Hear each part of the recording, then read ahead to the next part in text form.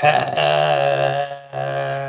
everybody. And welcome back to the Broadway Jets YouTube channel. You'll know me from Twitter as NYJ Mike. I'm joined as always by the master of receipts, NYJ Matt. And Matt, the Jets are probably eliminated, but still not technically. They're 4-8. They have a home matchup against an AFC opponent, the Texans, on Sunday. There's been some questions about the job safety of head coach Robert Saleh and general manager Joe Douglas. The battle rages endlessly on Jets Twitter of if they should stay or if they should go. Who's at fault? Zach Wilson starts on Sunday after maybe saying that he didn't want to start. We have so much to talk about. Let's get into it. Yeah, we got a lot. If you are here, though, go ahead if you want, hit subscribe. If you do love the channel, DM Mike and I on Twitter. We'll make sure to follow you back, add you to group chats that we have of I diehards won't of the answer that program. shit. I'm so busy, bro. I got so many DMs. No, please DM us. It's not. No, we want to make sure that we call out the supporters of the YouTube channel. But hey, let's start with, all right, Texans week here. A lot of fans want to lose this game. A lot of fans want to win this game. Mike, I think we're in the same boat here. Do you want the Jets to win on Sunday at home against Houston? Yes, you got to win this game, and there's multiple reasons, and a lot of it ties together. The reason that doesn't really tie together, that I want the Jets to win on Sunday, that I'm a little bit disturbed, is because the Jets still only have 8 losses. If you somehow win out, you're 9-8. Rodgers can come back at some point. Fuck it, you're not dead. Listen, after last week, we were like, listen, the Jets are 4-7. They probably have to win the next 3 games or 2 out of 3 to have a chance. They lost last week, but the Falcons are in the NFC. And I am smirking, but I'm pretty serious. Falcons are in the NFC. You got to beat the AFC teams, dude. You win the next 2 somehow. Rodgers comes back. The reason, Matt, I think the Jets need to win this game for the future is you can't lose every game. You just can't do it. Especially because, and this ties into what we're going to talk about later, if you're going to bring Saleh and Joe Douglas back next year, imagine like Robert Saleh, you go into that building on Monday after you just lose a million games in a row. You lose what? What are you going to do? 10 games in a row? And you're just like, all right, guys, let's, we really like our game plan. Like, what are you going to say? It's insane.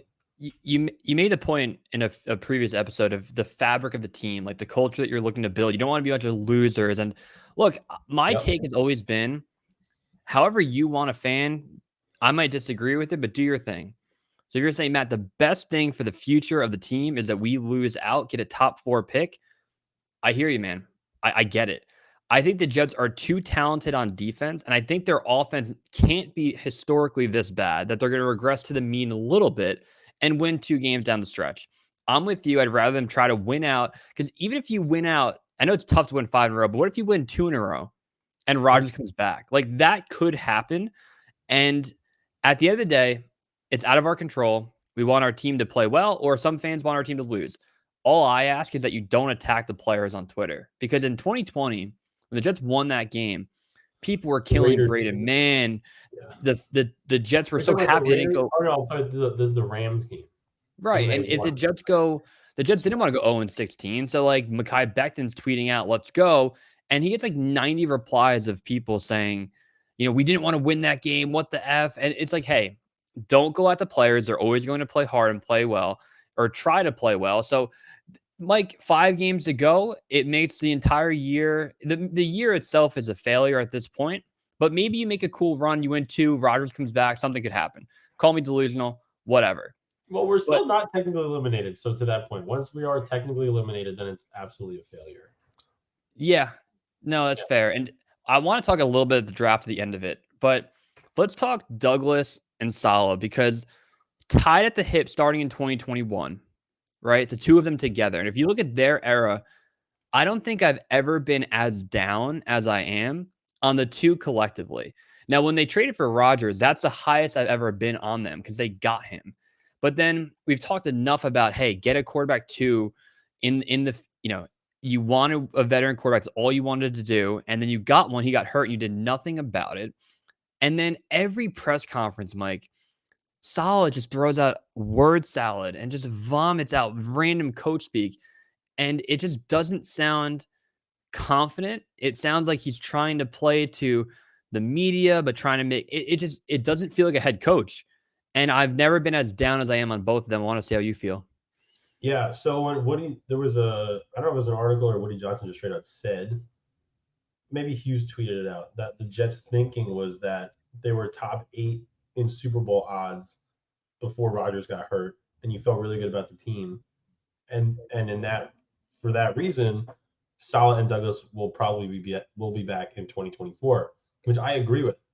To your point, Matt, I have not been this low on Salah and Douglas. I really, especially I guess both of them, like the sentiment around both guys were very strong the preseason this year. I mean, look, the Jets were still 7-4 one point last year. They seemed to be a quarterback away. Joe Douglas does his job and goes out and gets a literal Hall of Fame quarterback. And obviously things went south this year when Rodgers got hurt. Now, on the flip side of that, you brought up the point of Douglas with the just crazy. I don't know if it's a blunder or what the thinking was, but if you move off from Zach Wilson in the offseason and specifically say we're going to get a veteran quarterback because of the situation that we're in, which is obvious, everyone said it. The Jets have a great defense. They got some offensive skill guys. The offensive line didn't all get hurt yet at that point. We need a veteran quarterback, and you don't do it. They just don't get another guy. It's malpractice. It's insane. So it's a huge. It's just like, how does that happen? And then on to Salah's press conferences are annoying. You know, the penalties. Um, some penalties against the Jets this year have been tough, but they're definitely undisciplined. The thing that bothers me the most is the historically bad offense. And I know Salah's not an offensive guy, but figure it the fuck out. You can't score 8 touchdowns in 10 games. Like, it's just not even a thing. Figure it, do something. Yeah, when you're a head coach, you're the head coach of the team itself. You're a great defense. You're a good defensive coach. Obviously, we know he's a good coordinator, but now you're the head coach. Everything's under your purview. You have the ability to tell Hackett, hey, we're going to run the ball down their throat today. Yeah, Or we need to get out of the pocket more. You don't just leave everything to your offensive coordinator when he continues to fail week in and week out. right. And look, last week against the Falcons, a lot of all 22 clips of people open downfield. So you look at the quarterback position. And look, we probably said, hey, give someone a chance because Zach needs to do something. So I don't even hate the idea of benching Zach Wilson. No, So that's fine. I don't really care about that. that's more on Douglas. That's more on Douglas for not getting Yeah, another quarterback. and people want the people that want Salah and Douglas fired a year ago, 4 weeks ago, 5. I wasn't on that bandwagon, and I'm still not because at the end of the day, we can, debate it, and I'm fine with debating it. That's why we're fans. But I don't think they're going anywhere. And to that report, to everything else, I don't think they're going anywhere. So I'm not going to debate Yeah, if they're going to stay, if they're going. It's just a waste of energy because it's like, oh, I can't dunk a basketball. Am I going to debate if I can or no? I don't think they're going to fire him. So it's like, what am I going to argue? I don't think they're going to fire him either. I think, again, you said it right. It's the lack of confidence. It just makes you think. It's like if there's such an obvious thing. And again, most things in sports, people might say are obvious. Fans might think that they're 100% right about things, yada, yada, yada. The one thing was, just based on what Joe Douglas said, we are going to move where we need a veteran quarterback on this roster to elevate us to the next level. And he did it. He got Rodgers. But then when Rodgers immediately goes out for what we think is the year, and you don't get another quarterback, you are throwing your own season in the trash based on your perspective of the team. So if And that so yeah. ruins your confidence where it's like in the future, if something obvious needs to be done, you're like, oh, they're gonna do this. They might just do something insane, and that's scary. And it's tough because we only hear Douglas. I put out the stat of Salah has done over 75 press conferences since May 25th. 75, right? Preseason, OTAs, after games, 2 or 3 times a week. Douglas has 2, and that's the model in the NFL. I get it. Douglas will have a preseason presser, and he'll do a midseason presser, and then he'll do a at the end of the year down the road. But Salah played his hand a bit in a recent interview. I don't know if you caught this when they said, what's the idea of not getting a veteran backup?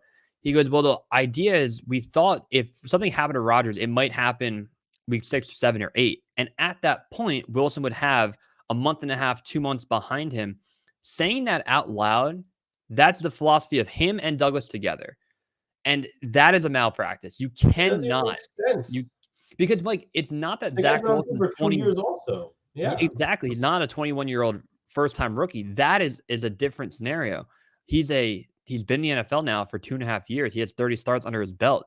We're not doing this kid gloves thing anymore. And the Zach Wilson story, I want to talk about it because Diana Rossini and Zach Rosenblatt came out and said that Zach Wilson was reluctant to play on Sunday and be the starter again. I got a lot of flack for saying this. I don't believe the report. Me I too. think what happened was they probably said, hey, look, you're a potential starter this week.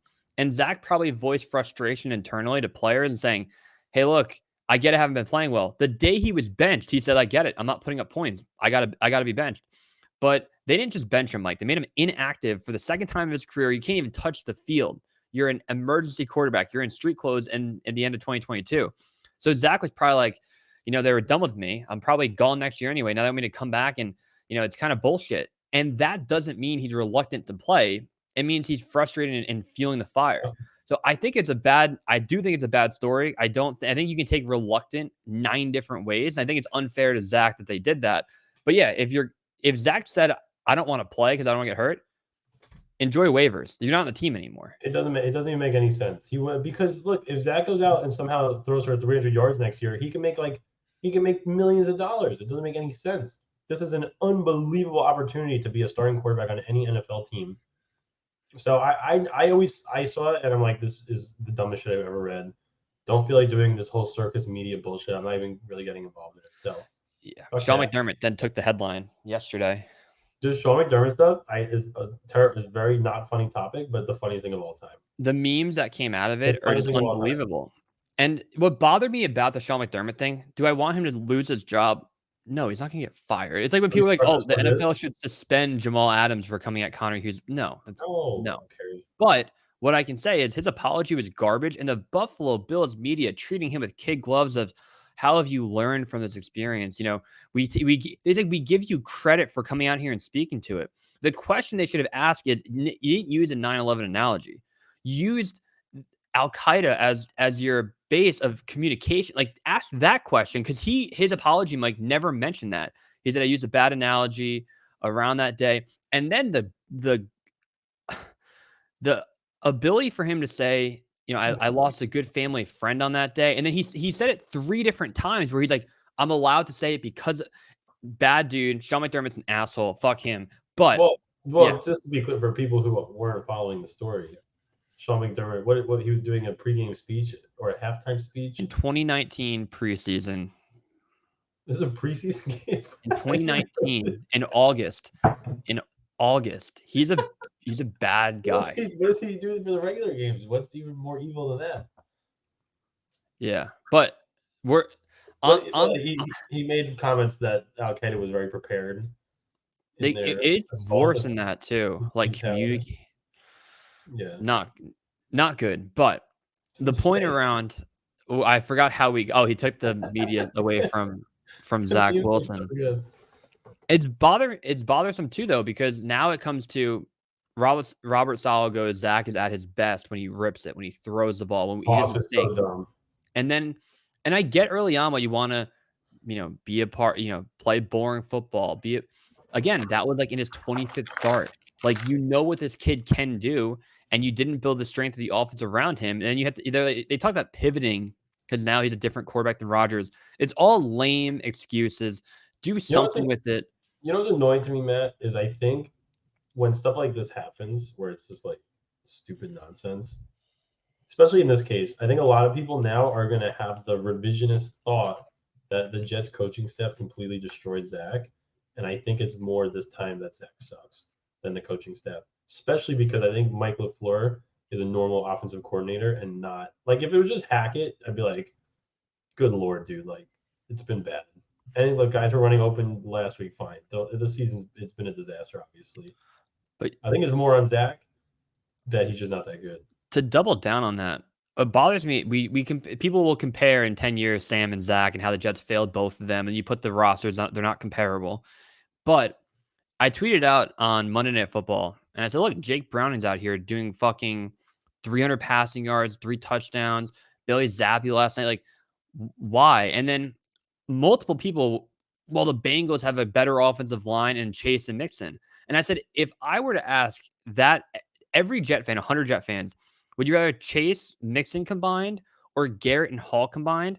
We get Jamar Chase is unbelievable. All those Jet fans before the year probably said, oh, Garrett Wilson and Hall have higher upside. I'm taking them. And those are the skill guys. At least close. Yeah, exactly. That's my point. So not great stuff going on in Jets land. The Wilson news was annoying.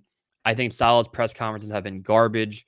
I think Joe Douglas has been Salah can say poor literally, at best. and I agree with you. Salah, it is important to be a normal, like a coach, and say things that are inspiring, not even obviously to your players, but to the fans, and to instill confidence.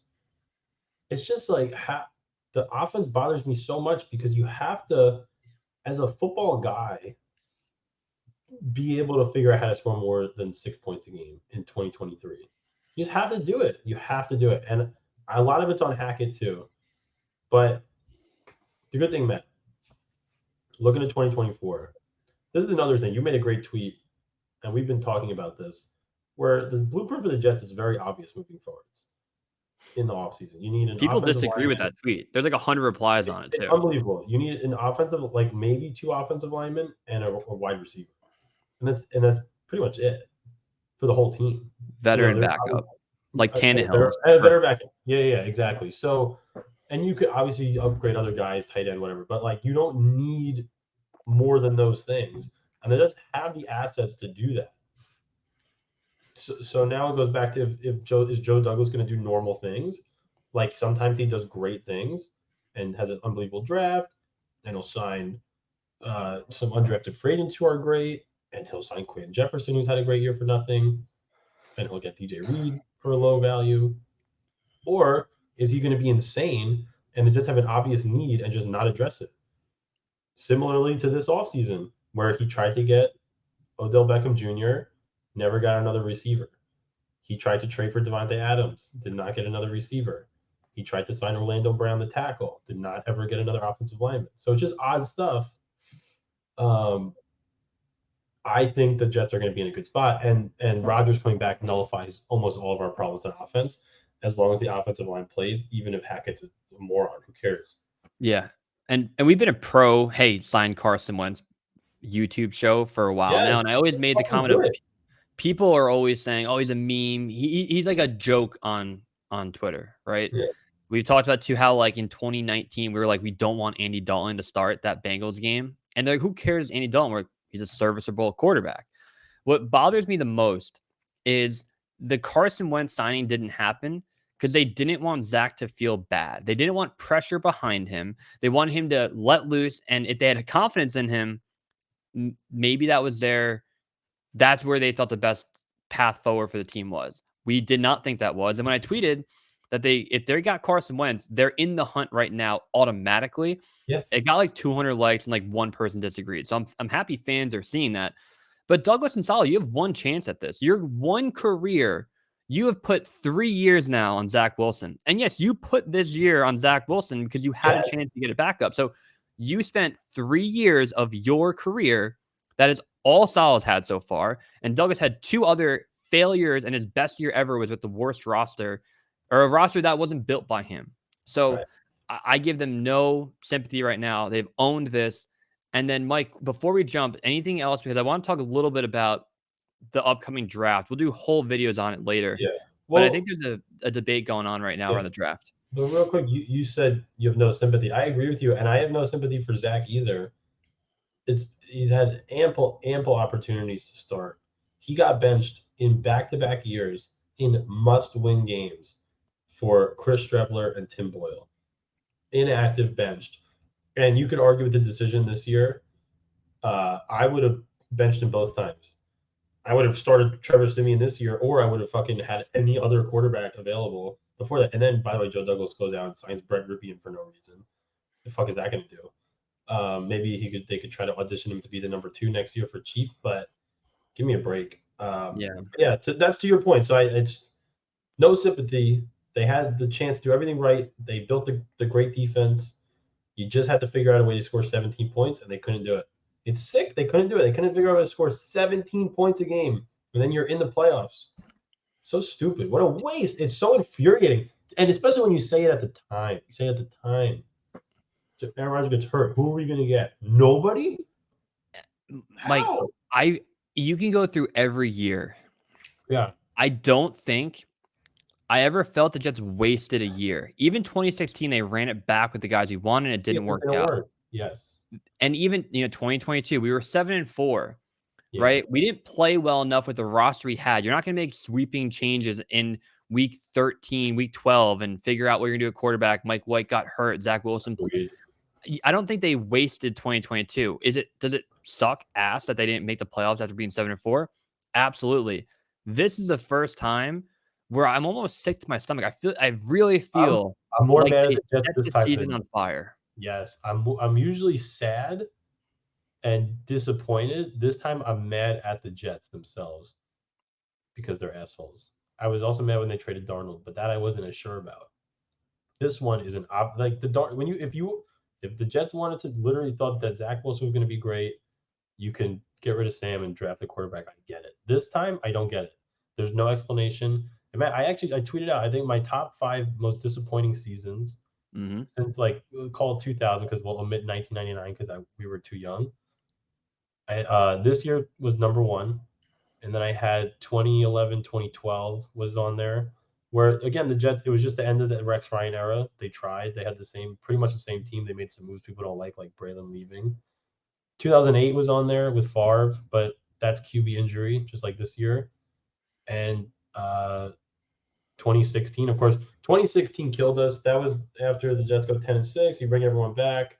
It's still some of those old like Revis and David Harris and Mangold guys that were gone. And I think the last year was 2019, Matt. Once after Darnold's rookie year, we were fired up. Darnold gets mono. They start 1-7. It's a fucking disaster. We find out Gase is the Antichrist. Yeah. But this year really, really hurt. And it's tough because highest expectations. Mike, the other 4 years that you mentioned, not counting this year, they kind of built the team the way we wanted them to. Like 2019, go get Bell. 2008, get Brett Favre. 11 and 12, run it back with our guys. 16, run it back and bring in a guy like Matt Forte. Like they did things we wanted. Yep. This year they didn't. At the moment post Rodgers trade, they didn't do what we wanted. That's why we're mad versus sad. We're sad because they built the team in our vision. They failed. Now you just do the opposite of what we wanted. So, Mike, in terms of the draft, if I took 100 Jet fans together and I said, what position do you want if you pick 2 to 7, which is the likely landing spot now, right? Say 2 to 8, 2 to 9. I think 30 out of the 100 would say quarterback. I think 65 of the 100 would say offensive tackle. I think 5 would say Bowers or Marvin Harrison Jr. Yeah. Maybe a little more with MHJ, but we'll say that those clean numbers. Receiver is a clear need. Yeah. Yeah. I think though that 5 comes from like what you're gonna get Devonta Adams for a 2025 draft capital, and you're gonna get him. So then you don't take Marvin Harris Jr. Mike, I don't take a quarterback in the first round. I think Michael Penix is really good. I think Drake May is probably good. I just don't see it when I bet North Carolina games. I think Jaden Daniels is great. And I think Bo Nix could be really good in 2-3 years. If they end up getting the second overall pick and they were to lose out, which I don't think the Jets are going to do, and the Cardinals win 1 game, I'm taking Caleb Williams if he's there at 2.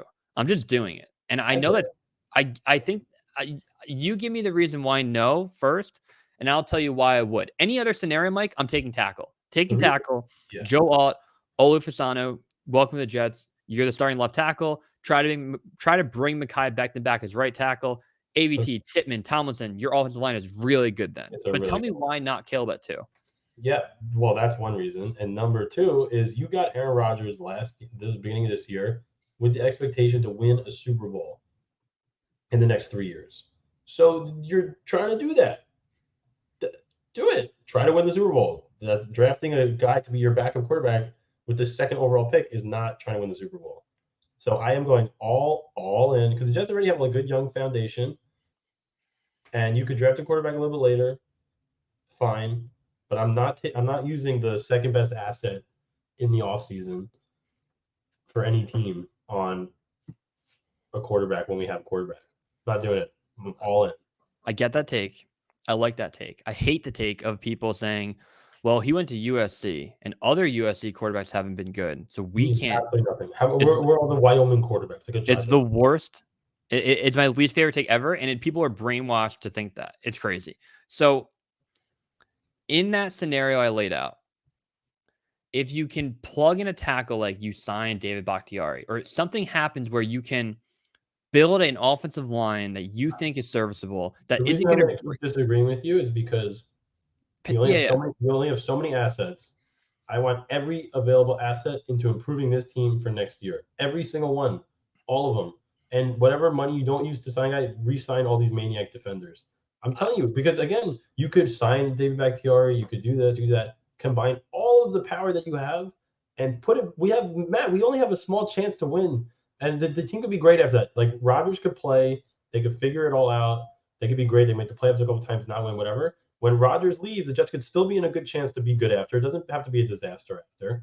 You have a sustainable approach. Joe Douglas has been drafting well. A lot of guys that will be here. We have a small chance with this maniac. We can't waste it. We have a Mike, Hall of Fame quarterback. I'm I not taking know. another quarterback.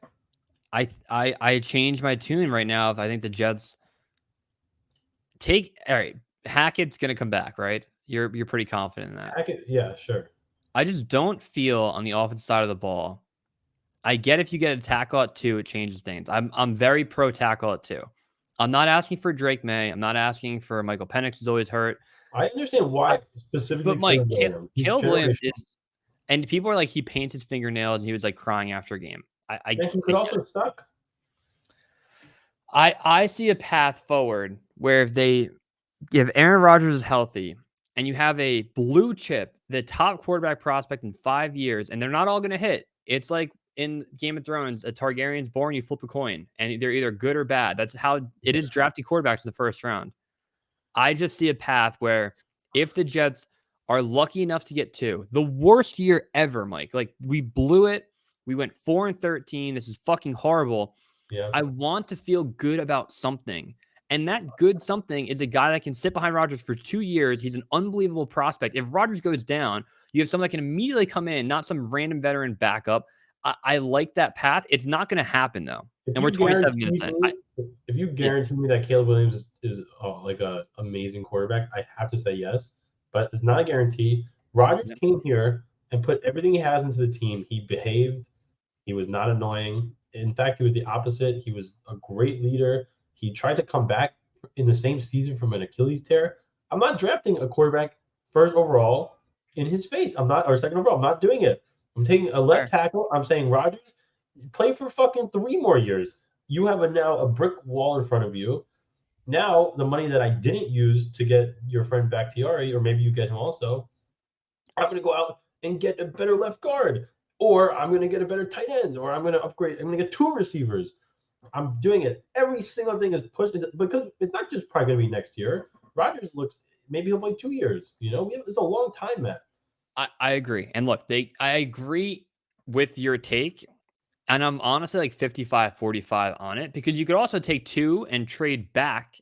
And again, Caleb Williams might just go 1 to the Bears and it won't matter. Right. But if he doesn't, and you go from 2 to back to 11, 2 back to 8, like you can get an unbelievable haul, still get a tackle, trade for Devonta Adams. Like you can show me a clear path forward where I'm like, I'm not taking Caleb Williams at 2. Right now, gun to head, I would. Because this is where Joe Douglas being weird scares me too. What if he's like, takes Michael Penix number 2? You're like, why are you doing that? I don't know. Like, he's like, we really liked him, and then our franchise is ruined. Like, that's insane.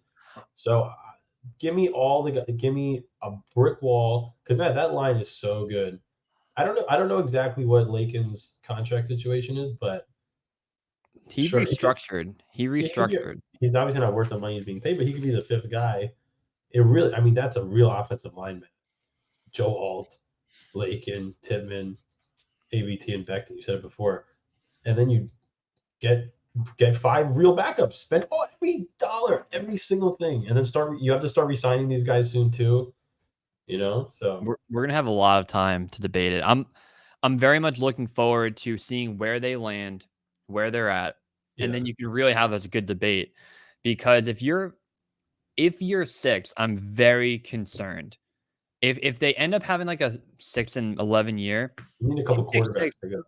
if you pick 6 and say Caleb and Drake May go, if Alt Fasanu and Marvin Harrison Jr. go, that's Yeah. like it feels very much like what happened in 2015. Well, Leonard Williams fell, so like we were fine with it. But I'm looking at these years where like the guys and we're one spot back from getting that tackle, one spot back from getting like Amari Cooper. Like that's how it feels. So I hope it works out if they were to fail down the stretch and not be so mediocre just to not. I'm hoping for a win, but Mike, there's a path forward where it's too negative now. We have to win some games. Got to win some of these games. You got to have guys feeling good. Don't want guys ruining the locker room. People get pissed off quick, especially in New York. Media's vicious. Like you win Sunday. What if you score 30 points? People are feeling good. JF, Bree scores a couple touchdowns. Maybe DJ Reed got a pick. He's tweeting about it. He's feeling good. it'll get called back for a phantom illegal contact.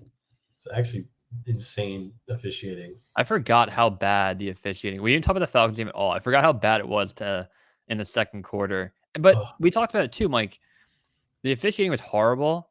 The Jets were so bad in the second half. It means it didn't change the outcome of the game. They were that bad, the Jets, in the second half. It doesn't even matter anymore. It was similar to the Cowboys game, quarter 2. Yeah.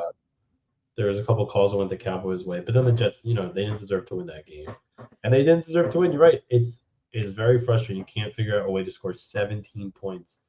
Only needed 14 on Sunday, but I do think the Jets match up very well with the Texans. We'll see. Texans are a great passing team. Good luck. It'll be fun to watch the boys fly around. We'll probably be there. We're gonna go try to see our boy DJ Bieniemy. It's funny when you asked him to come on and he was like, "Hey, like, you guys let me know short notice." I'm like, "We asked Connor Hughes to come on like 3 minutes before we start recording, and Connor never answers." He's like, "When are you recording?" We're like, "Oh, now." It's like, all right, can't. All right, I got to bounce. All of this is going to be irrelevant when we win out. I do think they're going to win Sunday. I'm serious. I might bet on them. I never bet on Jet games. I need to cook up my parlay. I feel like if it was a normal day, I'd be like Zach Wilson over 300 passing yards just to go crazy. And the weather, though. With the weather, he's not going to do it. But to give some props, Jermaine Johnson, unbelievable this year. And what I want from Will McDonald, Mike, Jermaine Johnson in the preseason looked like a different dude. He looked bigger, stronger, faster. And I don't know, from last year. And I don't know, he might be the same weight. Like I don't have a scale to tell how bigger he got, but he looked massive in the preseason. And then it transferred over to having a really solid year and being disruptive, not only the sack numbers, but he's just always there. He's bringing energy. Will McDonald put on some more LBs, keep that burst, and be like the next guy next year, where it could be if you get Huff back, Jermaine Johnson on every big passing down, and then McDonald can rotate in with them. I don't know what happens with JFM, but Mike, that would be my preference moving forward. Is Will McDonald woke up, have a great offseason. Question for you before we go. Next 5 years, you can only keep one: Bryce Huff, Jermaine Johnson. It's tough. I know my answer. It seems like Jermaine's better against the run. It seems like he has higher, like you pick him higher. Jesus Christ. Oh, it's hard. I just feel like Huff just gets a sack and a half per game, even though he doesn't, because he didn't finish with 19 sacks. But I just feel like, give me Huff. I'd rather have Jermaine. Talk to me about it. Yeah. Is it run? Yeah. Honestly, if his number wasn't 11, maybe not, because he looks like Micah Parsons. Dude, what a sick maniac. I think he's both great. That he has the bull rush, but Huff can bull rush too. I'm just happy we have both, two sickos. It also bothers me that Abakenda can't play because he can't pass protect. And I'm fine with playing Hall and Cook every about the Izzy thing. If I'm the Jets coach, like if I was playing a game of Madden and I'm playing a 12-minute quarter game, 15, like a real full-fledged game, I'm in control. I'm not giving Izzy Abanikanda touches over Breece Hall and Dalvin Cook. And with my struggling offense, and I know Breece hasn't been that good running the ball, but he's gotten, contacted behind the line pretty much every carry. Dalvin's been better of late. Why am I going to give, struggling offense I don't know. It just doesn't make sense to me. I'm not replacing my best players if my offense is not playing well. I think 3 to 4 carries a game to see what he can do. A fresh leg is fine. It's just funny that their When excuses is he keep. getting 3 carries though? Like, how many carries do we have? We have like 22 rushes a game because we never have the ball. Not never have the ball. We have the ball a million times and go 3 and out, which maybe to your point he'll get a first down and continue to run. But like if Brees has like 16 carries and Dalvin Cook is 7, I don't want to take 3 of those away and give them to Izzy Abanikanda yet. And I could be completely wrong. This might sound stupid if he's amazing, but they It's must see just him in practice. the rationale is horrible of saying, "Oh, he can't pass protect." Then teach him. You've had him for like 9 months in camp. Like, do The something rationale is with it. stupid, yeah. But I don't, cause yeah, I don't know. That would not be the reason I benched him. It would be Yeah. because I have 2 studs, but All they right. should If be you doing made a it, little bit better. subscribe, like, comment, tell me why I'm wrong because I know I'm going to craft up if the Jets lose the next 2, which they're underdogs in the next 2, and they have 3 left. And at that time, they're picking 4. I will tweet out if the Jets get the second overall pick. I would take Caleb Williams, and I'll get probably murdered for it. But that would be my take. It's not crazy take, man. It's not. It's like a generational player, you know. But I just disagree with it, and I hope the Jets don't do it. Actually, I hope they. that's a great Yeah, scenario, man. Because if he's there at 2, imagine what you could trade that pick for. I would trade back to 5. I wouldn't go Yeah, past 5. I want Marvin Harrison Jr. I want Joe Alt. I want Olu Fasano. One of those 3 guys are blue chip. You you yeah, you keep drafting first and second round offensive players if you're Joe Douglas. You drafted Becton and Mims. You drafted Zach and AVT and Moore. You drafted Brees, Titman in the second round. You drafted Brees. You Garrett drafted Wilson. Garrett Wilson. You at a point, we're gonna have 11 guys that are good drafted guys that can do good things if your quarterback is healthy and your coordinator's not an asshole. So maybe you do 1 or 2 more years and fuck it. I don't know. Yeah, no, All right, they're in a good I spot. Come on, Mike, very fun. That was a good 35-minute therapy session. We needed that. we needed it. I'll talk to you soon, buddy. All right, my friend. Have a good one.